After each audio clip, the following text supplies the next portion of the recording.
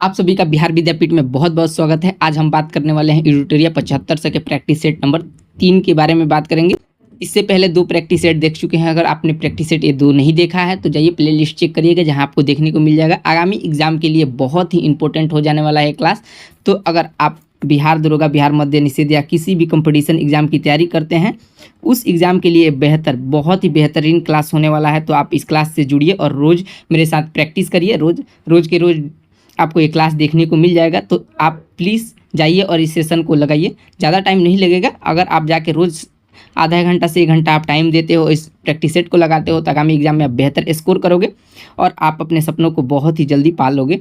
तो गाइज़, आप बिना टाइम को बर्बाद किए चैनल को सब्सक्राइब कर दो और वीडियो को लाइक कर दो, जिससे हमें भी मोटिवेशन मिलता है कि हम आपके लिए ऐसे कंटेंट और ऐसे वीडियो लाएं। तो हम बिना टाइम को बर्बाद किए प्रैक्टिस सेट नंबर 3 को देखना चालू करते हैं। हम देख लेते हैं 1 नंबर क्वेश्चन क्या कहता है। 1 नंबर हमारा क्वेश्चन कहता है, पंजाब के विलय के संबंध में निम्नलिखित में से कौन सा कथन असत्य है। तो इसका आंसर क्या हो जाएगा, जल्दी से पढ़िए और देख के आंसर बताइए। तो इसका आंसर हो जाएगा सी, दिलीप सिंह को 2,50,000 वार्षिक पेंशन दिया गया था। यह गलत हो जाएगा, बाकी सब सही है। अब हम देख लेते हैं 2 नंबर क्वेश्चन। 2 नंबर क्वेश्चन क्या कहता है, किस वर्ष से भारतीय राष्ट्रीय कांग्रेस के कार्यवाहियों में महिलाओं ने भाग लेना प्रारंभ कर दिया था। तो इसका आंसर क्या हो जाएगा, तो इसका आंसर हो जाएगा बी, 1889 ईस्वी से महिलाओं ने कांग्रेस में भाग लेना शुरू कर दिया था। हम बात कर लेते हैं 3 नंबर क्वेश्चन। 3 नंबर क्वेश्चन क्या कहता है, निम्नलिखित में से कौन सा आधुनिक भारत के इतिहास के घटनाओं को सही कला अनुक्रम को इंगित करता है। तो इसका आंसर क्या हो जाएगा, जल्दी से पढ़िए और बताइए। तो इसका आंसर हो जाएगा सी, हो जाएगा मार्ले मिंटो सुधार, उसके बाद से जलियांवाला बाग हत्याकांड या त्रासदी, जो भी इसे कहें, और गांधी इरविन समझौता, उसके वजह से समझौता अगस्त प्रस्ताव। ये हमारा सही हो जाएगा, सी हो जाएगा इसका आंसर। अब हम देख लेते हैं 4 नंबर क्वेश्चन। 4 नंबर क्वेश्चन क्या कहता है कि भारत छोड़ो प्रस्ताव निम्नलिखित में से किसने अनुशंसा की थी। तो इसका आंसर क्या हो जाएगा, 4 का आंसर हो जाएगा डी, हो जाएगा जवाहरलाल नेहरू ने किया था। अब हम देख लेते हैं 5 नंबर क्वेश्चन। 5 नंबर क्वेश्चन क्या कह रहा है कि किस स्वतंत्रता संग्राम सेनानी ने लाठी और अखाड़ा क्लब की स्थापना किया था। तो इसका आंसर क्या हो जाएगा, डी हो जाएगा, बाल गंगाधर तिलक ने किया था। ये महाराष्ट्र में किए थे। लेते हैं 6 नंबर क्वेश्चन। 6 नंबर क्वेश्चन क्या कह रहा है कि 1942 में भारत छोड़ो आंदोलन के दौरान शहीद हुई किस महिला को बूढ़ी गांधी कहा जाता है। तो इसका आंसर हो जाएगा सी, मांतगिनी हजारा को कहा जाता है। अब हम देख लेते हैं 7 नंबर क्वेश्चन क्या कह रहा है कि दीनबंधु सार्वजनिक सभा की स्थापना किसके द्वारा किया गया है। तो इसका आंसर हो जाएगा सी, हो जाएगा ज्योतिबा फूले द्वारा किया गया है। हम 8 नंबर क्वेश्चन को देख लेते हैं कि सैयद वंश के सुल्तानों का सही कला अनुक्रम क्या है। तो इसका आंसर क्या हो जाएगा, पहले खिलजी हो जाएगा, उसके बाद से मुबारक शाह हो जाएगा, उसके बाद से मोहम्मद शाह, उसके बाद से अलाउद्दीन आलम शाह हो जाएगा। तो इसका आंसर हो जाएगा सी, हो जाएगा। अब हम देख लेते हैं 9 नंबर क्वेश्चन। 9 नंबर क्वेश्चन क्या कहता है कि रुद्रमा के संदर्भ में निम्नलिखित कथनों पर विचार कीजिए एवं उनके बारे में सही कथन चुनिए। तो इसका आंसर हो जाएगा, 1 हो जाएगा, रानी रुद्रमा को वारंगल के काकतीय वंश की 14वीं स्वतंत्र शासिका थी। अब हम देख लेते हैं 10 नंबर क्वेश्चन। 10 नंबर क्वेश्चन क्या कहता है, मध्ययुगीन भारत के संदर्भ में सराय शब्द का अर्थ क्या होता है। तो इसका आंसर हो जाएगा सी, हो जाएगा एक स्थान जिसका उद्देश्य भारतीय और विदेशी यात्री और तीर्थ यात्रियों को व्यापार आदि के अस्थायी आवास प्रदान करना होता है। अब हम बात कर लेते हैं 11 नंबर क्वेश्चन क्या कहता है, निम्नलिखित कथनों पर विचार कीजिए। पहला क्या कहता है कि इल्तुतमिश ने सिजदा तथा पैगोस प्रथा को राज्य प्रति सामान्य अभिवादन दर्शन के रूप में प्रारंभ किया था। तो ये गलत हो जाएगा। और दूसरा क्या कहता है, बलवन ने चांदी के टाके तथा तांबे के जिंतल के मुद्रे के रूप में प्रचलित किया था। तो ये भी गलत हो जाएगा। तो इसका आंसर क्या हो जाएगा, डी हो जाएगा। अब हम बात कर लेते हैं 12 नंबर क्वेश्चन के। 12 नंबर क्वेश्चन क्या कहता है, निम्नलिखित में से कौन सा गुप्तकालीन प्रशासनिक विभाग का सही अनुक्रम है। तो इसका आंसर हो जाएगा ए, भौतिकी विषय और विधि ग्राम हो जाएगा। अब हम बात कर लेते हैं 13 नंबर क्वेश्चन। 13 नंबर क्वेश्चन क्या कहता है, निम्नलिखित में से कौन सा मंदिर वास्तुकला के वेसर शैली का उदाहरण है। तो इसका आंसर हो जाएगा ए, हो जाएगा होयसलेश्वर मंदिर हो जाएगा। हम बात कर लेते हैं 14 नंबर क्वेश्चन। 14 नंबर क्वेश्चन क्या कहता है कि प्राचीन भारत के इतिहास के संदर्भ में भावभूति, हस्तिमल तथा क्षमे ईश्वर क्यों प्रसिद्ध है? तो इसका आंसर हो जाएगा ए, ये नाटककार था। हम बात कर लेते हैं 15 नंबर क्वेश्चन। 15 नंबर क्वेश्चन क्या कहता है कि भारतीय संविधान की प्रस्तावना में उल्लेखित सही क्रम कौन सा है? तो इसका आंसर हो जाएगा बी, हो जाएगा संप्रभु, संपन्न, समाजवादी, पंथ निरपेक्ष और लोकतंत्रात्मक हो जाएगा। इसका आंसर हो जाएगा। अब हम बात कर लेते हैं 16 नंबर क्वेश्चन। 16, पंचायती राज्य के संदर्भ में कौन सा कथन सत्य है? तो इसका आंसर हो जाएगा सी। इसका आंसर हो जाएगा सी, हो जाएगा पंचायती राज्य संस्थाओं का चुनाव राज्य चुनाव आयोग के पर्यवेक्षण से होता है।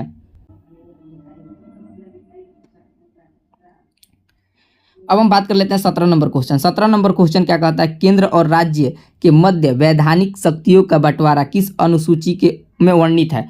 तो इसका आंसर हो जाएगा डी, हो जाएगा 7वीं अनुसूची में वर्णित है। अब हम बात कर लेते हैं 18 नंबर क्वेश्चन। 18 नंबर क्वेश्चन क्या कहता है कि मौलिक अधिकारों को लागू करने के लिए किस न्यायालय द्वारा जारी किया जा सकता है? तो इसका आंसर हो जाएगा सी, हो जाएगा सामदेश हो जाएगा। अब हम बात कर लेते हैं 19 नंबर क्वेश्चन। 19 नंबर क्वेश्चन क्या कहता है कि प्राकृतिक पर्यावरण संरक्षा किस प्रकार के संवैधानिक अधिकार हैं? तो इसका आंसर हो जाएगा ए, हो जाएगा मौलिक कर्तव्य हो जाएगा। अब हम बात कर लेते हैं 20 नंबर क्वेश्चन का। 20 नंबर क्वेश्चन क्या कहता है कि भारतीय ध्वज संहिता के प्रावधानों के अनुसार भारतीय निकायों के मानों को लागू करने के लिए निम्नलिखित में से निकायों में कौन सा प्रभावी है? तो इसका आंसर हो जाएगा सी, हो जाएगा भारतीय मानक ब्यूरो हो जाएगा। अब हम बात कर लेते हैं 21 नंबर क्वेश्चन का। 21 नंबर क्वेश्चन क्या कहता है कि नीचे दिए गए 4 युग्मों में से कौन सा युग्म सही सुमेलित नहीं है? तो इसमें से कौन सा युग्म सही सुमेलित नहीं है? तो इसका आंसर हो जाएगा बी, हो जाएगा हिमालय वन अनुसंधान संस्थान देहरादून। ये गलत हो जाएगा, बाकी सब सही है। आप पढ़ लीजिएगा एक बार अपने से। अब हम देख लेते हैं 22 नंबर क्वेश्चन का। 22 नंबर क्वेश्चन क्या कहता है कि भारत में कोयला खनन का महत्वपूर्ण घटनाओं पर विचार कीजिए तथा इनके सही काला अनुक्रम से व्यवस्थित कीजिए। तो इसका आंसर क्या हो जाएगा? पहला, रानीगंज कोयला का प्रथम उत्पादन है, और फिर दूसरा हो जाएगा राष्ट्रीय कोयला विकास निगम, और तीसरा हो जाएगा कोयला खनन राष्ट्रीयकरण, और कोल इंडिया लिमिटेड। यानी इसका आंसर क्या हो जाएगा? तो 22 का डी हो जाएगा। आप एक बार अपने से भी पढ़ लीजिएगा और इसको मिला लीजिएगा। अब हम देख लेते हैं 23 नंबर क्वेश्चन। 23 नंबर क्वेश्चन क्या कहता है? भारत का कौन सा राज्य चूना पत्थर, जिप्सम, नमक, जस्ता के भंडारण के लिए प्रसिद्ध है? तो इसका आंसर हो जाएगा बी, हो जाएगा राजस्थान। अब हम बात कर लेते हैं 24 नंबर क्वेश्चन का। 24 नंबर क्वेश्चन क्या कहता है? भारत की 2011 की जनगणना के अनुसार भारत की नगरीय जनसंख्या प्रतिशत कितना है? तो इसका आंसर हो जाएगा बी, हो जाएगा 31.2% है। अब हम बात कर लेते हैं 25 नंबर क्वेश्चन। 25 नंबर क्वेश्चन क्या कहता है? नैनो टेक्नोलॉजी का जनक किसे कहा जाता है? तो इसका आंसर हो जाएगा सी, रिचर्ड फेनमैन हो जाएगा। अब हम बात कर लेते हैं 26 नंबर क्वेश्चन का। 26 नंबर क्वेश्चन क्या करता है? निम्नलिखित में से रॉकेट किस सिद्धांत पर कार्य करता है? तो इसका आंसर हो जाएगा सी, रेखीय गति संरक्षण पर कार्य करता है, सिद्धांत पर कार्य करता है। अब हम बात कर लेते हैं 27 नंबर क्वेश्चन का। 27 नंबर क्वेश्चन क्या कहता है? इको साउंडिंग का प्रयोग होता है। इको साउंडिंग का प्रयोग किसके लिए किया जाता है? तो इसका आंसर हो जाएगा सी, हो जाएगा ध्वनि कंपन उत्पन्न करने के लिए इको साउंडिंग का प्रयोग किया जाता है। अब हम बात कर लेते हैं 28 नंबर क्वेश्चन का। 28 नंबर क्वेश्चन क्या कहता है कि सोलर सेल निम्नलिखित में से किससे बने होते हैं? तो सोलर सेल निम्नलिखित में से किससे बने होते हैं? तो इसका आंसर हो जाएगा ए, अति चालक का बने होते हैं। अब हम बात कर लेते हैं 29 नंबर क्वेश्चन का। 29 नंबर क्वेश्चन का क्या कहता है कि ऐसे वर्षा जिसमें सल्फ्यूरिक एसिड या नाइट्रिक एसिड के घटक शामिल होते हैं और इसका पीएच मान 4.5 से कम होता है उसे क्या कहते हैं? तो इसका आंसर हो जाएगा बी, हो जाएगा अम्लीय वर्षा कहा जाता है। अब हम बात कर लेते हैं 30 नंबर क्वेश्चन क्या कहता है कि जहरीली गैसों को खत्म करने के लिए उत्प्रेरक और रूपांतरणों निम्नलिखित में से किस धातु का उत्प्रेरक के रूप में प्रयोग किया जाता है? तो इसका क्या हो जाएगा आंसर? 30 का आंसर हो जाएगा बी, थोरियम का उपयोग किया जाता है। अब हम देख लेते हैं 31 नंबर क्वेश्चन। 31 नंबर क्या कहता है कि सूक्ष्म पोषक जो कि शर्करा और परिवहन में Ca++ के उपयोग कोशिका विभाजन में महत्वपूर्ण होता है। तो इसका आंसर क्या हो जाएगा? तो 31 का आंसर हो जाएगा ए, हो जाएगा फास्फोरस हो जाएगा। अब हम देख लेते हैं 32 नंबर क्वेश्चन। 32 नंबर क्वेश्चन क्या कहता है, किस खाद्य पदार्थों में सभी आवश्यक एमिनो अम्ल पाए जाते हैं? तो इसका आंसर हो जाएगा बी। 32 का हो जाएगा आंसर बी हो जाएगा, अंडा में पाया जाता है।